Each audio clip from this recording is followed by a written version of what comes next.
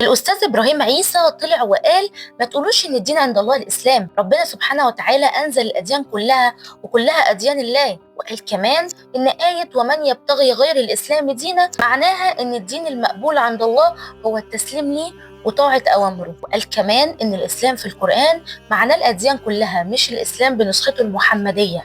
هو حضرتك متخيل أنت بتقول إيه؟ وقال في آخر كلامه إن الإسلام هو دين واحد على ألسنة كل الرسل، مش دين منفصل لكل نبي. معلش بقى يا استاذ ابراهيم عيسى، تخيلوا معايا كده في زمن واضح فيه كل حاجه يطلع علينا واحد ويقول ما تقولوش ان الدين عند الله الاسلام. طب يا جماعه احنا بنقول كلام من عندنا ولا من القران نفسه؟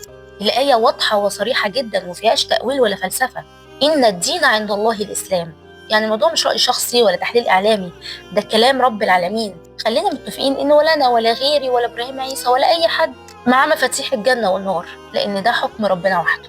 رايك انت حر فيه، بس مش حر انك تغير كلام ربنا على هواك. الاسلام مش نسخه بتفصيل ولا دين حسب المزاج. الاسلام اللي ربنا نزله على كل الانبياء من اول سيدنا ادم لحد سيدنا محمد، دين واحد وعقيده واحده وتوحيد واحد. فلو حضرتك شايف ان انا نعدي الكلام ده، احنا شايفين ان احترام العقيده مش رجعيه ولا تشدد، دي مسؤوليه وامانه، واجب ديني وانساني. ده كان رايي في كلام الاستاذ ابراهيم عيسى، حابه اعرف رايكم في التعليقات.